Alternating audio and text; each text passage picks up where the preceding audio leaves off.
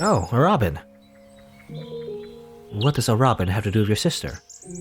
Oh, nothing. I just saw one over there. If you listen, you can hear her singing. They might migrate somewhere warmer when it gets cold. They just fly off to someplace more comfortable.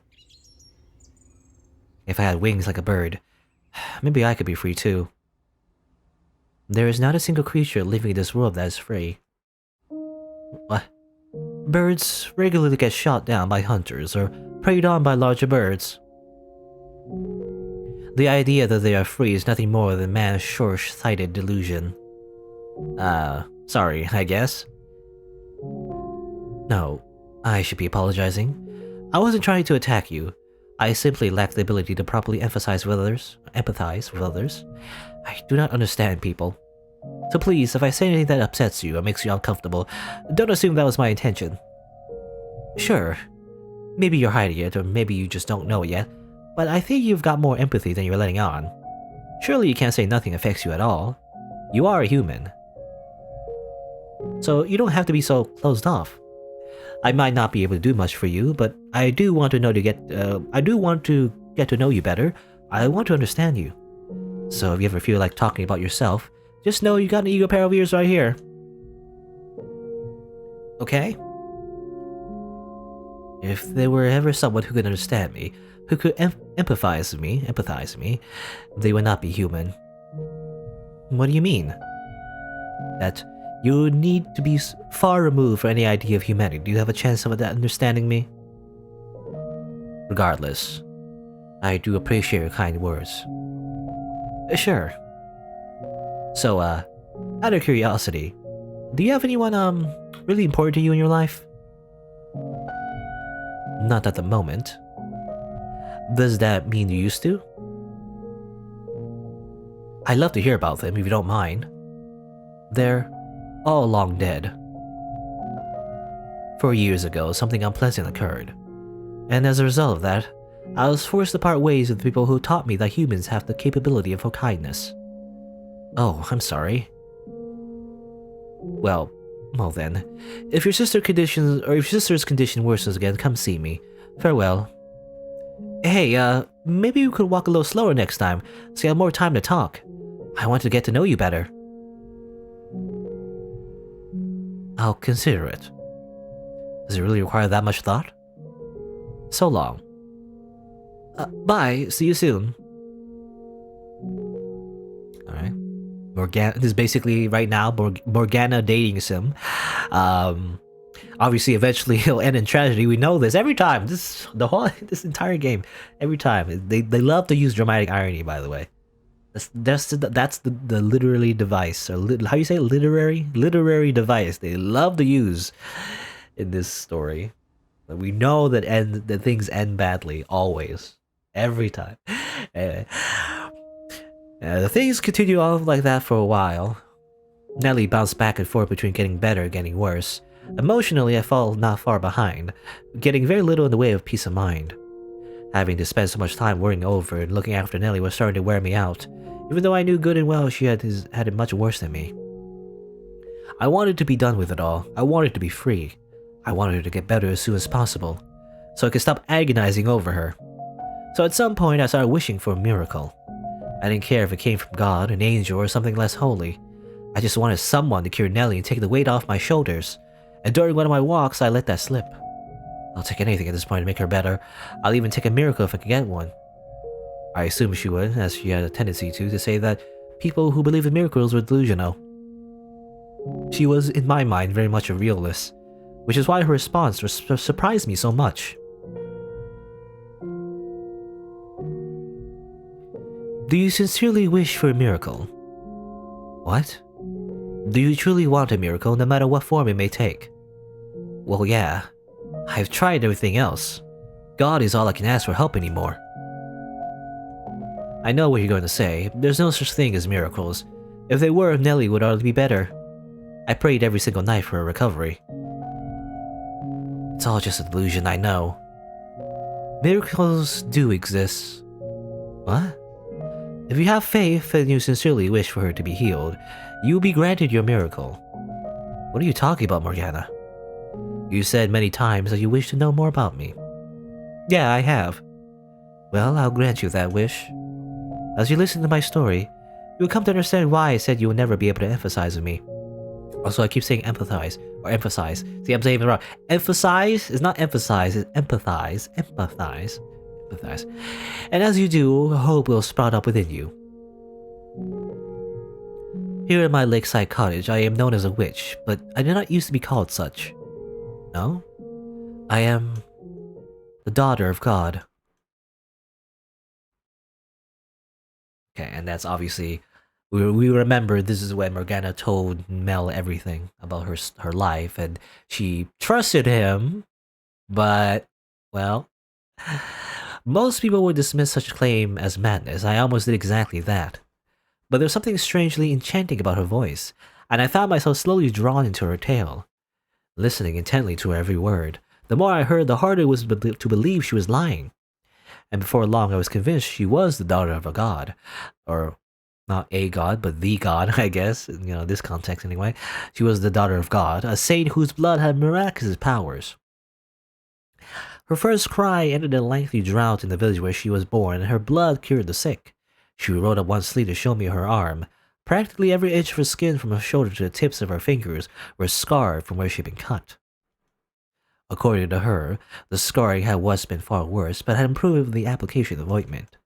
Every single one of these scars, she said, marked a person who had sought her blood, and I believed every word. Okay.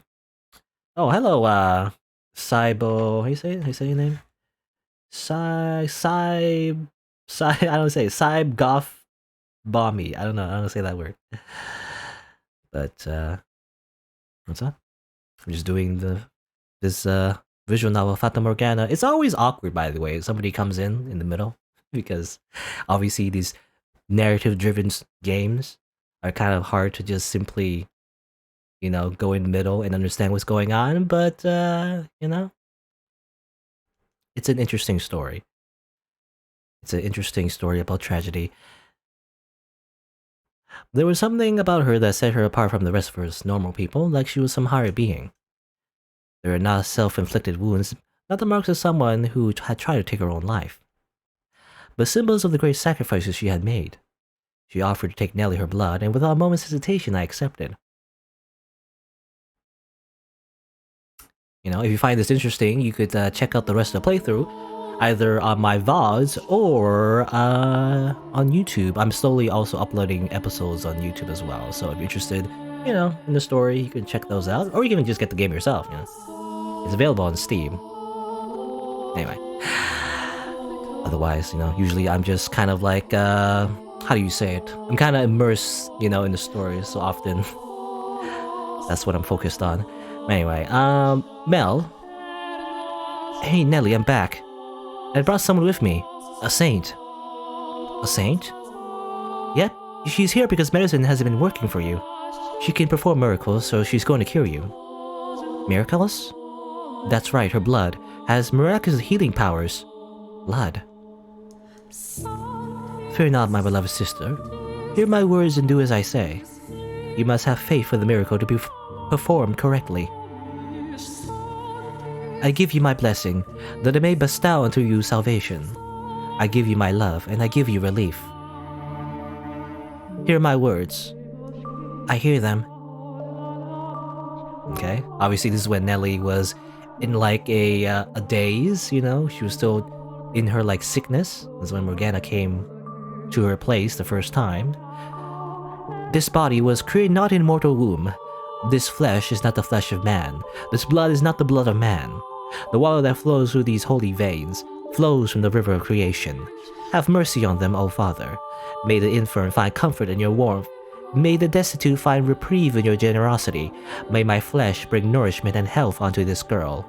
Bestow upon you your blessing, O Father. Morgana held a pale hand above Nellie's mouth and without hesitation sliced her own wrist. As she does. That's just a normal thing to do, by the way. Just nice. Blood slowly trickled down her middle finger from the cut, dripping in the gap between Nellie's bluish lips. I stood there entranced by the scene. It was like I was witnessing some kind of ritual. I wasn't sure, however, whether to describe it as a sacred or profane. Watching the fresh blood trickle from the cut on her wrist made me break out into a sweat, feeling like I was violating a taboo. My knees rattled. I could barely stay on my feet.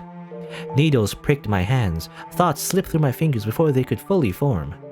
Had I crossed a line that wasn't meant to be crossed? Had I stepped into territory man was never supposed to enter? In time, I stopped processing Morgana's prayer's words. It became nothing but a rhythmical sequence of sounds bouncing around in my head. My line of sight grew gradually narrower. What? Oh, she said something, but Are you alright? The ceremony is complete. How's Nelly? She's asleep right now, but she should awaken soon. Oh, good. My blood has the power to cause miracles, but you must remember that the miracle is predicated on your faith. So are you saying we need to worship you? No, I am merely God's progeny. Your praises and prayers should be directed at my Father, the Lord God. I should get going then. Hey,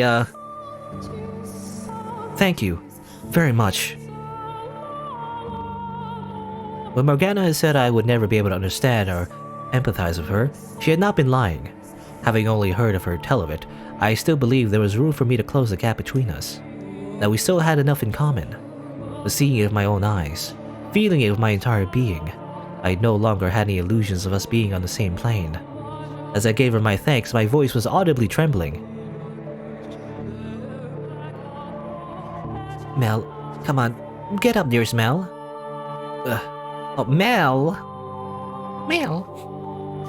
Nelly? Aha, finally, you're awake, sleepyhead. What's with the look? Am I making a funny face? Are you good to be up and about? Yep, I woke up this morning feeling wonderful. Feel my forehead, Mel. See? No fever. It's gone. She actually performed a miracle. I only remember bits and pieces, but I remember a really pretty saint lady showing up and giving me her blood. That's how she remembers it. Her memory is pretty hazy, huh? And then I got this warm, fuzzy feeling inside me that I had this really strange dream. What kind of dream? There were a whole bunch of lights floating all around me, and they were all changing to all sorts of different colors. It was the most wonderful dream. That doesn't help me understand at all, Nelly. It was a good dream, and that's what matters. It must have been the saint lady's power at work. It must be, yeah. I'm so relieved you're feeling better, Nelly. Sorry for all the trouble I caused you, but now everything can go back to normal. Yep, all back to normal. Of course it doesn't, though, by the way. It doesn't go back to normal. Because it's only temporarily. She wants to thank me. Yeah, Nelly's insisting I let her meet you so you can show her gratitude. So it's alright, would you mind coming to supper sometime? That would probably not be wise. Huh? Why not? It would hardly be pleasant to have to eat in the presence of a face as grotesque as mine. And I doubt your sister would react well to the sight of it. I don't think it would cause any problems. Nelly isn't the kind of girl to judge someone by their looks, I don't think. Perhaps not. But to her, I'm a saint, not a normal person. In her mind, she thinks I'm beautiful, doesn't she? We must maintain that illusion. It is essential to the miracle that her faith remains unwavering, and on some level that faith depends on her idealized image of me. You think so? Though our time together was brief, I could see it in her. She's a girl of great love of beauty. And perhaps the same could be said of you. I don't judge people by how they look. It's what inside that matters. That's what they all say. I'll take you at your word. Oh, thanks. So, are you sure you don't want to come? I really shouldn't. I'm terribly sorry. Okay. Why in the world am I feeling relieved? Relieved because Mel doesn't want to actually hang out with this ugly-faced witch, you know, which is sad, because obviously it wasn't her fault that her face is like that, but, you know. Nelly recovering was a huge weight off my shoulders. Now everything could go back to the way it was, quiet and unremarkable. I could finally go out and get a real job, forget about my old life, and live like a regular old commoner. That was what I was going to do for the both of us. The problem was, Nelly hadn't actually recovered completely. She was in nearly perfect health the first few days after drinking Morgana's blood, but soon, the fever came back. She stopped being able to get out of bed, and to top it all off, she started having lengthy coughing fits. During some of it, she coughed up little bits of bloody phlegm. I nearly had a panic attack, so I rushed down to Morgana's cottage and told her what was happening, to which she responded with a quizzical tilt of her head.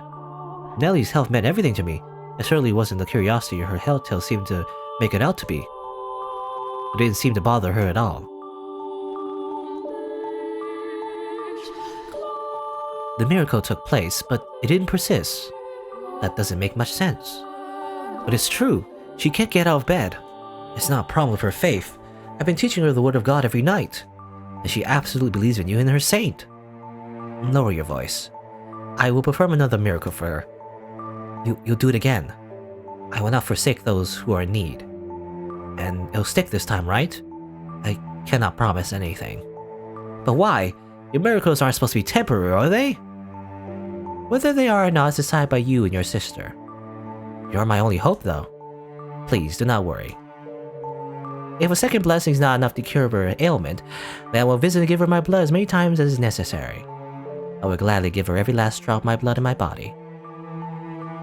I assure you, my father does not want to see two young souls like yourself torn apart. And neither do I. We should get going. Alright. Okay, that's it. Of course, it doesn't really work out, but you know. Someone in chat says, ass stream. I don't know if you're trying to insult me, I guess? I don't know. Otherwise, are you thinking maybe there's asses on the stream? Maybe? I don't see any butts though. Anyway. For the second time, Morgana had Nellie drink of her blood. And for the second time, she was healthy again the next morning. And for the second time, she fell ill again shortly thereafter. Her fever returned.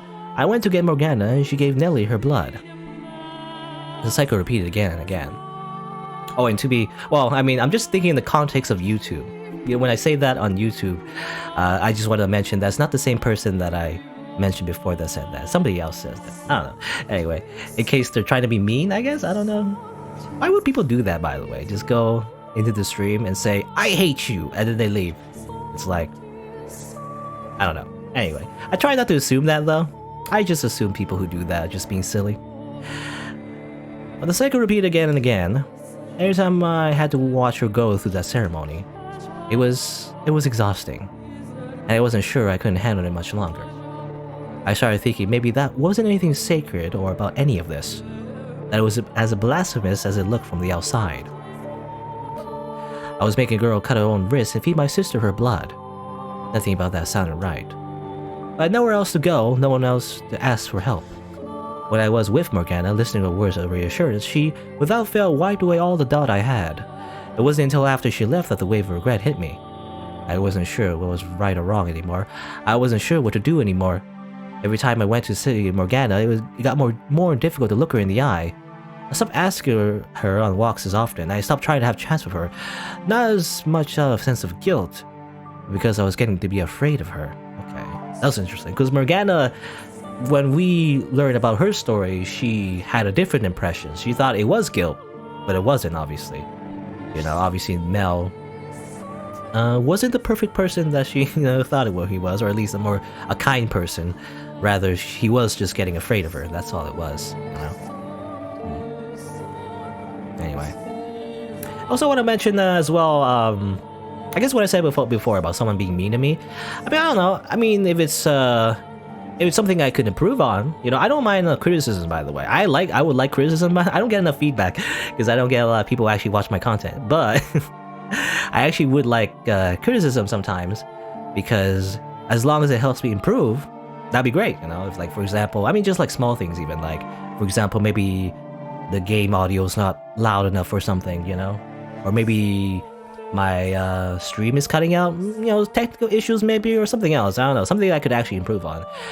If it's something like, you know, you just don't like my voice, it's like, what can I do about that? I only have one voice, so unless I get voice surgery somehow. Can you do that, by the way? I think you can. Like, you get some kind of surgery that like changes your voice. Seems like something difficult to do though. Anyway, but yeah, Nell is getting afraid of her. She's a scary witch. Can perform all these, like, weird miracles that feeding her blood, and that's weird. Anyway. One of those draining days, someone knocked on the door. I hadn't asked Morgana to come down that day, so I wasn't sure who it would be. Nellie was asleep in her bed, so I quietly arose from my seat and made my way to the door, trying not to wake her. Who is it? Hello? Who's there? I had an inkling of suspicion, but having been raised in such a sheltered environment, I didn't understand exactly how dangerous it was, so to thoughtlessly open the door to anyone who came knocking. I pulled the door inward a couple inches and tried to take a peek through the crack. When out of nowhere, someone grabbed my shoulder and shoved me, helpless to resist, into the house. A man stood there above me. Alright, Yukimasa, obviously. What do you think you're doing? What do you want from me? I don't have anything valuable. I'm just a regular old peasant. I'm not here to rob you. What? You're in contact with a witch, are you not? Huh? The girl who lives by the lake calls herself a witch. Witch? I don't know any witch. Anyone who lives there is a saint. A saint? I was told she was a witch. Regardless, there's a girl who lives there with miracle blood now. Looks like I've got the right person. What do you want from me? I want you to help me. Huh? I need you to lure the witch out into the open. Why do you need to do that? Because I need her blood. I need to get my hands on the witch's miracle blood. Then go ask for it yourself. Why should I have to help you? She won't open the door for me. But you, I've seen you talking to her. You seem to be quite friendly with the witch. Taking little walks around the lake. How? I need your help. And what are you going to do once you have her outside? I have orders from the Lord to take her captive. What, the Lord? Why would he? That is none of your concern. You expect me to buy that? All I need from you is to get the witch out of that house. Why would I? She doesn't trust me. I could always force my way in, but there's a chance something might go wrong, and I can't risk that. If she hears your voice, she'll open the door, yes? The witch trusts you, unlike me. With your help, there's no risk of anything going wrong. I know, You barge in here and tell me you want to capture her, you think I'm just gonna agree to help? Like hell I will. No, don't worry. You'll get your share. You need the witch's blood too, right? I don't care about getting a share. You're asking me to deceive her. I don't care what you think she is. She hasn't done anything wrong, so no. I won't help you capture her. You leave me no choice then. What? He approached the bed where Nellie slept, drawing his sword and pressing a tip against her throat. It happened so quickly without any warning my mind couldn't keep up. I stood there, mouth half open like an idiot. If I were courageous, if I were gallant and brave, then maybe I would have grabbed and pulled him away from Nellie. But my legs seemed severed from my mind. They were frozen to the floor like two useless rocks. You have two options. Either you say no and protect the witch. Get away! Or you help me capture her. Get away from her, right now! If you choose the witch, I kill the girl. Get away! Make your decision. Okay, well obviously I've seen this, this is, I've seen this coming. Obviously he would threaten Nellie's life anyway. That's partially why what Nell said, was kind of true. He was trying to save Nellie, not only to cure her sickness, that's not the only reason why he deceived Morgana, not only for the blood, but obviously to make sure Nellie wasn't going to get killed by good old Yukimasa, the psychopath that just kills everyone. Doesn't matter, I guess. But obviously, I don't know. It feels like Yukimasa has some other motivations. You see, he's working for the Lord for some reason. So I guess he's doing it for some reason. He's not like a genocidal maniac. Right now anyway. Because otherwise, obviously, he would just murder everyone for no reason. But he has a reason for doing this, I guess. But I don't know. Anyway, get away from her. You have until the count of 10. If you don't choose, I kill the girl. 10, 9, 8, 7, 6, 5. Okay, I'll do it. I'll help you. Just get your sword out of her face. Don't kill her. I thought you held on to the last second. Well, what are you waiting for? Let's get going. Get moving. You pitiful little boy. I felt like jumping into a lake. I couldn't make sense of how I ended up in such a position. Just a few months earlier, I'd been living back in my family's estate, hardly a worry in the world. Nellie had been healthy and happy. It had been exciting, no. But I had figured out that was how things would always be. Or rather, I figured that was how things would be. Then that one day I would fall for some noble girl, Nellie would get jealous, and I'd have to spend several days, even weeks pacifying her. Everyone would be happy, a life for your troubles. Because that was normal, and I was normal. So what I was doing living in some tiny cottage so far from home, feeding my sick sister miracle blood? What was I doing walking beside this barbarian? What was I doing at all? I was conflicted. Part of me hoped we would never arrive at the lake, and part of me wanted to get there as quickly as possible so I could be done with all of this.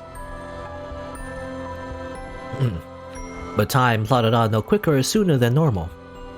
And we arrived at Morgana's door in short order, irrespective of my own selfish hopes. The thought of what was going to happen next filled me with a crushing sense of guilt. I may have been afraid of Morgana, but I had no grudge against her. I was actually quite grateful to her. She was still healing Nellie, even the ceremony to do so inspired fear in me. She didn't hesitate to cut her own wrist open for Nellie and for me. She didn't grimace and even frown, though I knew it had to hurt.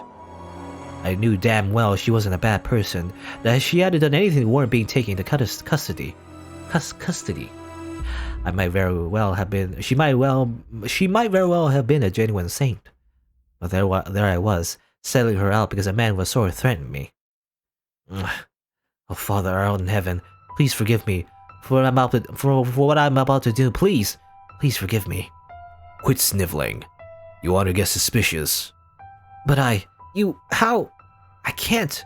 You, please, oh God. Stop crying. Would you rather I kill you here? Just close your eyes. It'll be over before you know it. Do it. Call on the witch.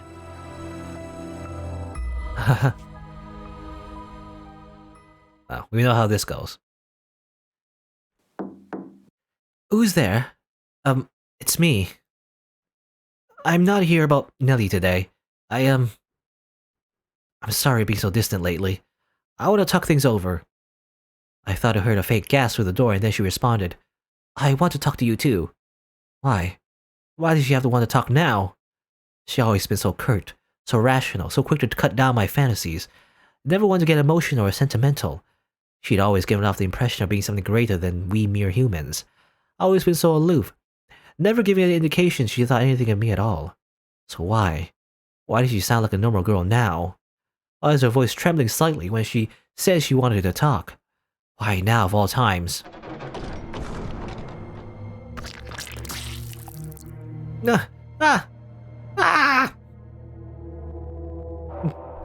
Obviously, this is when her arm gets cut off.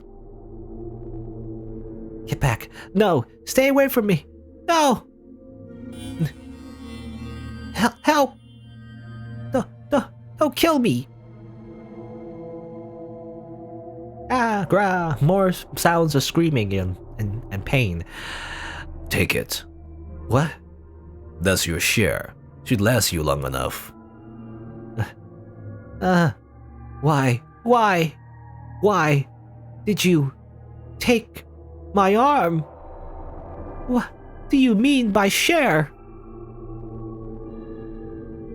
Why?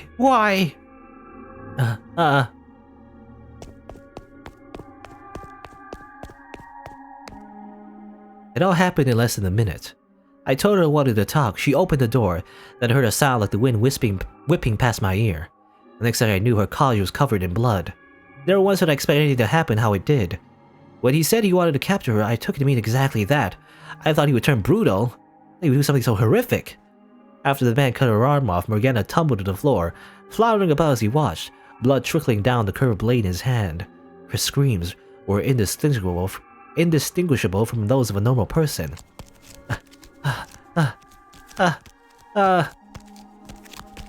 Okay, I assume he's gonna vomit. Bleh. Arm. Her arm. Ah. Kneeling in the grass and looked sure, I vomited, and I vomited. The things I see in the cabin were far too much for me to handle. I tossed her arm, Morgana's arm, the man had given me into the lake. What else was I supposed to do with it? It was an arm, an human arm. You had to be go insane to go around carrying someone's severed arm. You know, I think Yukimasa is just, you know, he's a psychopath, so he's just assumed that you want to share, right? For like, you know, your sister? Okay, let me just grab like an arm, you know? It's just like slaughtering a chicken, right? It's the same thing. Here you go. It's like he doesn't understand that you're not supposed to do that. I think Mr. Yukimasa is just very, I don't know, in like a kind of like a funny way, you know, sort of. He just misunderstands how it works, how being human works. We just assume, I imagine, like it's just, oh, you want a piece of her, right? So literally, I will literally cut off a piece of her. That's how it works, right? Anyway, I tried to convince myself it was all a dream, some terrible nightmare, but I could still feel the warmth of her skin fresh in my hands. The warmth from her blood on my fingers dragged me back to reality. My mind couldn't keep up with the flood of thoughts, emotion, and images. Okay. Well, from Morgana's perspective, if you remember, Morgana obviously, you know, understandably thought that that was what Mel wanted. Literally her arm, you know, like as if he made some kind of deal. But he really did it. That's just Yukimasa assuming things. He was mostly just threatened into, you know, selling her out for the most part. My mind could give up flooded thoughts, emotion, images. I wanted to close my eyes, but I was too afraid I would find a bloodbath in the college in the back of my eyelids, which left me with nothing to do but wail. I was horrified at what I had done. I knew that I was the one who had set it all in motion. If I had kept quiet, Morgana wouldn't have had her arm cut off. I didn't want to admit it was my fault. I don't accept that I had caused it. I did nothing wrong. It's not my fault. He threatened me. So it's not my fault. I had no choice. I didn't do anything. I frantically scrubbed my blood-soaked clothes in the lake. As I watched the red cloud spread, I knew I was defiling something pure and beautiful, but my awareness of that fact was slowly dissipating like the blood through the clear water. By the time I had gotten all the blood off my clothes, the sun was beginning to set. I came back to my senses at the sound of a bird chirping and quickly recalled that I left Nellie alone at the house. My legs were shaking, I barely kept myself upright, but remembering her gave me enough motivation to drag myself back home. If she had been there waiting for me, I seriously might have thrown myself into the lake instead.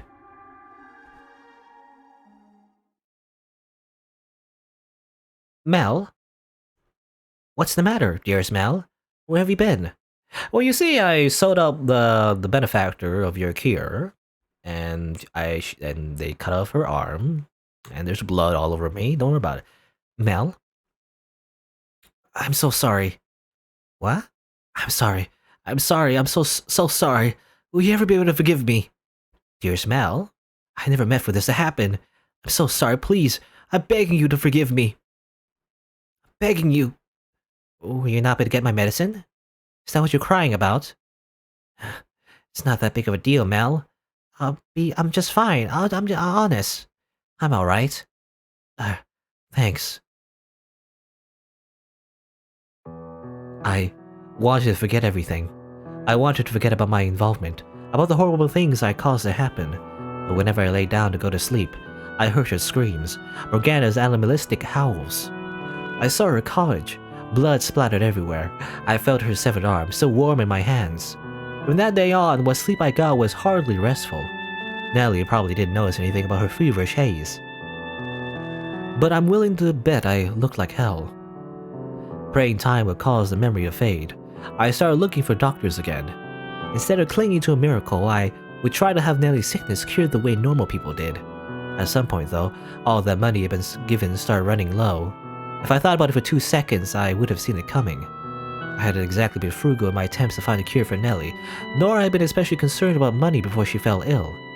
I was so used to living like an aristocrat, and I had succeeded in breaking those old habits, which left me with only one thing to do for Nellie: be with her day in and day out. Every day that passed, I lost a little more hope.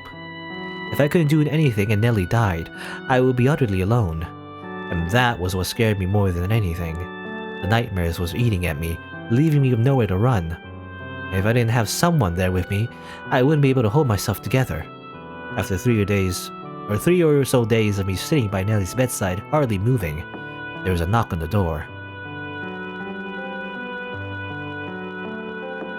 Who's there? Who is it? Open the door. Unless you wanted me to kick it down. My suspicion was correct. I couldn't think of anyone else who would come to visit. But what I didn't know was why he'd come back. I don't want anything to do with you anymore. Open the door. Leave me alone, please. I want nothing to do with anything you're doing. Open the door. No, I'm not letting you in for any reason. Okay then, I'll break it down. Don't. My sister's inside, sleeping. I don't need you waking her up. Then open it. What do you need? I did everything you asked me to already. What happened to the witch's arm? I threw it away. You really think I was gonna keep that? A person's arm. Mel, what's going on? Do we have a visitor? Nellie. I should get us something to drink. Don't worry about it, Nellie. You get some sleep, alright? Can we go outside? I'd really rather not talk in here. Fine by me.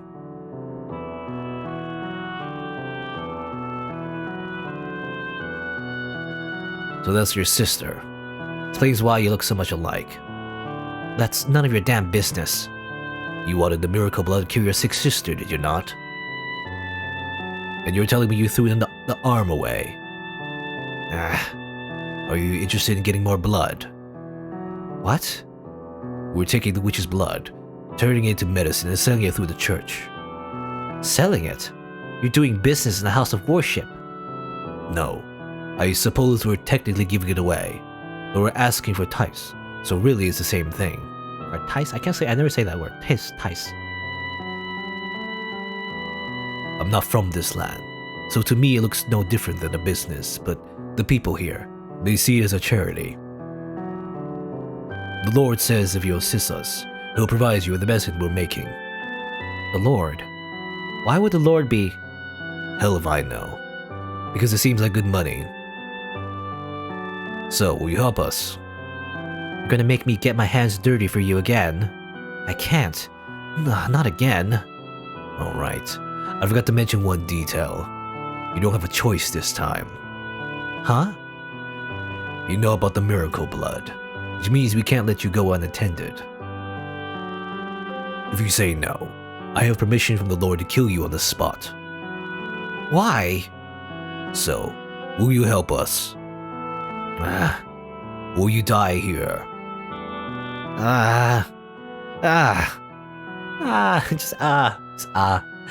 What was the right thing for me to do then? Should I have fought back and died? Should I have tried to run? Should I have taken my own life? I'm sure you heard enough to know by now that I'm a weakling, a pushover. I didn't have the spine to do anything but agree to meet with the Lord. He told me about the mansion and gave me one of a set of 3 keys. I wanted so badly to get rid of the key, but with the man's shadow constantly hanging over me, I couldn't bring myself to do it. Not when I could be the next one to end up losing a limb or two. There's no way I could have disobeyed them. Well, this doesn't look for Yukimasa. You know, Yukimasa, I mean, he's a psychopath, but he's just a tool though, you know? And I don't mean that as an insult, as in like he's a tool, but rather he's a tool of the Lord. The real evil person seems to be Jacopo, you know, the Lord telling him to do everything in the first place.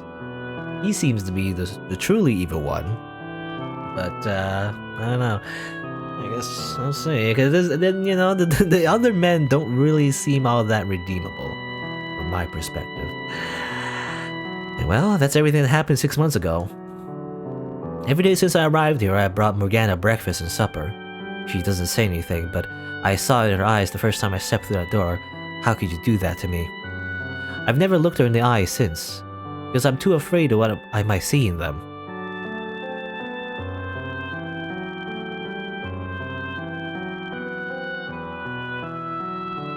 And that is how I ended up here. Well, that's the whole story. It's a long story. So he was threatened. He didn't actually want to cause Morgana harm. That doesn't excuse what he's done, though. See, what did I tell you? I'm not at all the brother you thought I was. Mock me, ridicule me, call me worthless, a coward, a terrible person. Well, all I'm saying is that, you coulda, Yukimasa's still a human. You coulda gotten the drop on him. Well, I was thinking, even if you're a coward, there are ways to kill him, that's all I'm saying. Get rid of him, get him out of the picture. If you really wanted to. Yukimasa's a very scary person, but he can get distracted. So all I'm saying is that when he was about to kill Morgana, you could have got a drop on him, and maybe could have get rid of him. Then maybe that would be a better outcome. Still would have killed someone, but still, it's out of self-defense, right? But I guess the point is that Mel is too much of a coward to do that, for one. And also, getting him out of the picture wouldn't stop people looking for Morgana, though. Most likely the Lord would just simply send someone else. Maybe even more people, and that would just end up making things even more complicated, I guess. So, I guess we can't dwell on the past anyway. Go on, what are you waiting for? But you were threatened, Mel. You said he would hurt me. Hurt you. That's the only reason you went along with him. You didn't do anything wrong, dearest Mel. The other man's the bad guy, not you. You did the best you could. You didn't have a choice. That terrible man forced you to do everything. Nelly, you didn't do anything wrong, dearest Mel. No, I didn't. I didn't do anything wrong. I had no other choice. That's not true. All you're doing is closing your eyes. What? You mustn't coddle yourself. What was I supposed to do then? Don't be mean to my Mel. Did you really do the best you could? Did you even once try to do something about the situation, as hopeless as it may have seemed? Could you not even conceive of any other options? Could you not have come up with something else to say at Morgana's house? Something that might have given her even the slightest clue she was in danger. But when she opened the door, did you do anything? Did you even so much as attempt to stop him? My legs were shaking so bad I couldn't move. There's no way I could have stopped him. And at the very least, you shouldn't have fled. You should have stayed and told her the truth.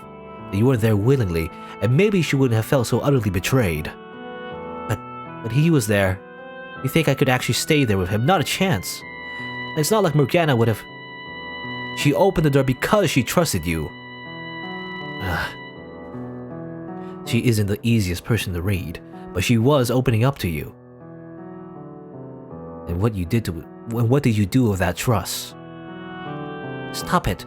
Please, you've made your point. It's not all Mel's fault either. If anything, he's a victim. He was trying to protect me. Were you listening to anything he said, Nelly? You're not Mel's first priority. He did what he did for his own sake. Well, what did you expect me to do? Pull courage I don't have out of thin air? What's so wrong with self-preservation? There's nothing I could have done to stop him. I'd love to see you try and do any better. And maybe you understand how scared I was, how little I could have done. It must be nice to be an outsider, to talk about experiences like you know anything. Analyze my decisions, go on about what I should have done. You don't have a damn clue how terrifying it all was. How I felt having to go through it. Oh yeah, you're right. It should have been it sure would have been the courageous thing to do to sacrifice your life for something else or someone else. But you know what? People like that only exist in stories. Except you don't actually understand that. You just want to give me crap for not being perfect. It was funny actually. I was thinking it was ironic because no, actually, he did sacrifice his life for someone else. Michelle, he literally did that. So, you want my pity? Is that all you want? If I tell you I feel bad for you and oh, how hard it must have been, will that satisfy you? Do you not want to know what you can do now?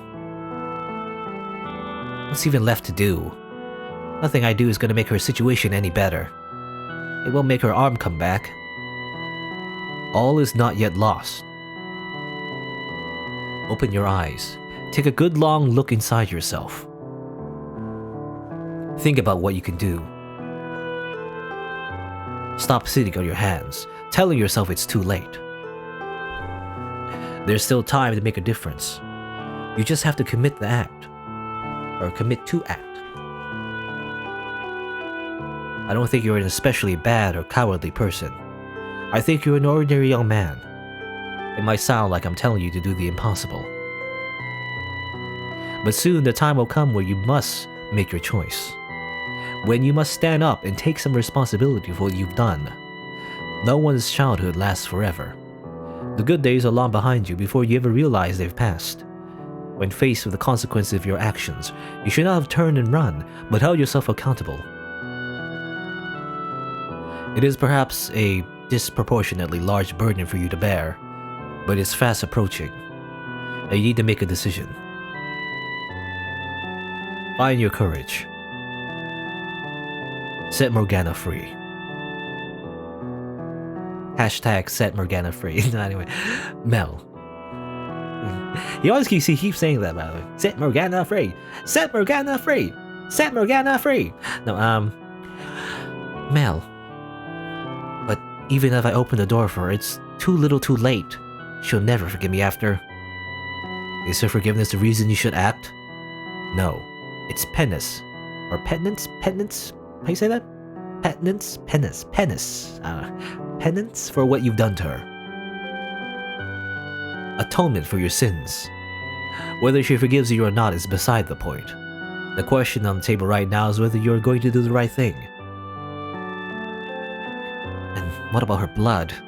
Without Saint's blood, Nellie won't... You don't have to worry about me, dearest Mel. My life isn't so important that I want to take someone else's away to keep it. I'll think about what I can do to help too. It's partially my fault after all. So please, Mel, set the Saintess free. Your quiet life is built on a foundation of lies, and I know that by now you realize there's no real value in a life like that. You wanted to do something about this. You saw salvation. Salvation? But who would give it to me? I already told you I would. But why? Because I promised you. You expect me to believe that? Yes. If you choose to sit here and wallow in your regret, there's no going back. Now is your only chance to make a change. Mel. Alright. I'll help. I'll help you set her free. Dearest Mel, I knew all along that was what I needed to do, but I could never bring myself to act on it. There's no way I could accomplish anything alone. I'm basically helpless on my own. Everything about this is so completely outside anything I've ever had to deal with before, so I had no way of having any idea what I was supposed to do about it. God can be pretty cruel. Why would he force a boy like me to make such a difficult choice? Yes, he can be. You're made to be part of a more normal, less tumultuous world. But you've come too far to go back to that. So the least you can do is change the world you're in now. Yeah. I doubt I need to remind you, but you know, you can't get in with only my key. You need all three, and the other two, they don't feel an ounce of remorse. Taking their keys won't be easy. Easy or not, we have to get them. And I'm sure there's a way, there must be. Just so we're clear, you're not going to overpower them. The guy with the sword is much stronger than you, and he knows how to use a blade. You know, he's like a level 15 fighter. You know, it's like, we can't defeat him. I don't know. People always say that. It's like it's like Dragon Ball Z, DBZ power battle. You know, who's stronger, Goku or like Superman? It's like, it doesn't matter. Circumstances matter. All I'm saying is that he's a human, so there's many ways to kill a guy, you know, even though he's a good fighter. Is all I'm saying. You could stab him while he's sleeping. You could like poison his drink. You know, you could like overwhelm him with like numbers. You could shoot him, you know. You could like sneak kill him with like an archer, not archer. I'm trying to say the bow, you know. Sneak kill him with a bow and arrow. Crossbows exist, you know, in this era. I don't know. Anyway, he knows how to use a blade, and he's the Lord's bodyguard, so you're not gonna near the Lord either. Even the two of us together wouldn't stand a chance against him. You seem pretty weak from the looks of you. Who knows? Maybe I'm stronger than you. Oh, he did stab my neck. God, I really don't want to hit this boy. Deep breaths, Michelle. Deep breaths. There must be some way we can get their keys. I know they both have people they're close to. Huh? People they're close to? We can talk about that later. Now that you made your decision, talking with me isn't your top priority, is it? Mel. Nellie. I'm sorry for involving you in all this. And I'm really sorry for being, well, what I am. No prince, that's for sure. You always were my prince though, dearest Mel. You did your best to be the brother I wanted you to be. Honestly, I adore the way you fawned over me. All the affection just felt so good. What? It made me feel like I was special, important. Having someone to care for, to pamper, it was empowering. Well, that sounds like an abusive, not really, well, not necessarily abusive, but definitely like a dependent relationship, you know? Someone to take care of and someone to rely on.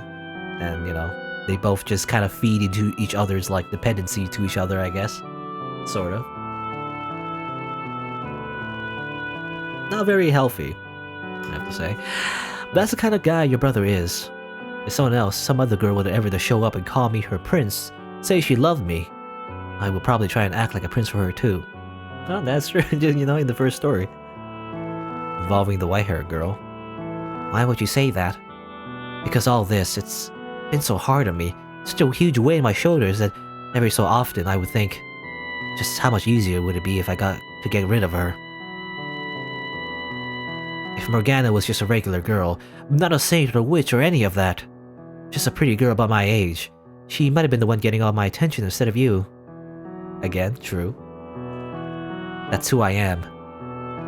That's not you, dearest Mel. You're just beating yourself up. Maybe you would have chosen her over me, but that wouldn't make you any less of a kind man. How can you say that, after everything I just told you? Because Mel, Tell me how despicable I am, Nellie. I'm not the brother you once adored anymore, am I?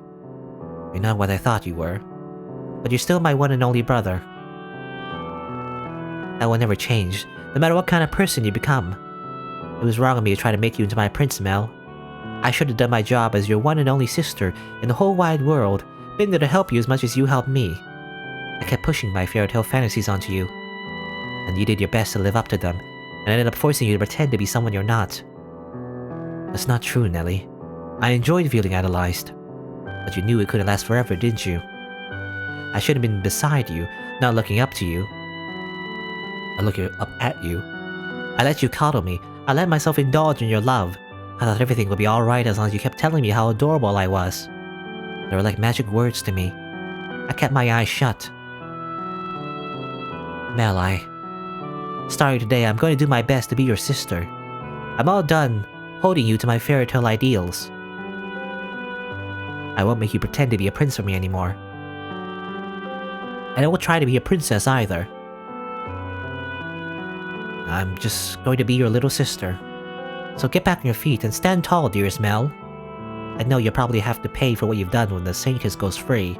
And I know I'll probably cry about it for days. But I won't regret making the decision. Well, I don't know what to say. I wasn't expecting you to handle this so maturely. You're putting your big brother to shame, Nellie. Mother once told me that girls grow up faster than boys. Well, she was right about that. Thank you, Nellie, for accepting me in spite of all the awful things I've done. For having me as your brother. You're quite welcome. You're quite welcome, dearest Mel. Alright. Well, they've made up. We have a plan in action. We got one key, one down, two to go. I don't know how we're gonna deal with Yukimasa and Jacopo in particular. We don't learn much about the Lord. We learn we learn about his cruelty, I guess, for the most part. I don't know what we're gonna do with the Lord. Like, I mean, like I remember Yukimasa probably gonna get through the nun. You know, Yukimasa probably is I don't know what the word is, but ingratiated or something? I don't know what the word is, but you know, he's probably attached to the nun, because the nun is probably Pauline in this era, anyway. So probably gonna have to like somehow get through to him, the psychopath that he is, through that nun somehow. I don't know. But beyond that, the Jacopo, however, I guess the only closest person he would have, I said before, was Maria, and we haven't seen Maria anywhere, unless she doesn't exist. But she should, right? So I wonder what Mario's doing, you know? We've never seen her. Is she the one? Is she the origin? Is she the actual super evil person controlling everything from behind the scenes, maybe? I don't know. I mean, that's what it seemed like in Jacopo's like story in modern times anyway. At least in the Industrial Revolution. Or Industrial Era anyway. Well, but I guess we're making progress. It's more to go as it turns out. So we'll see about that as we continue trying to free Morgana.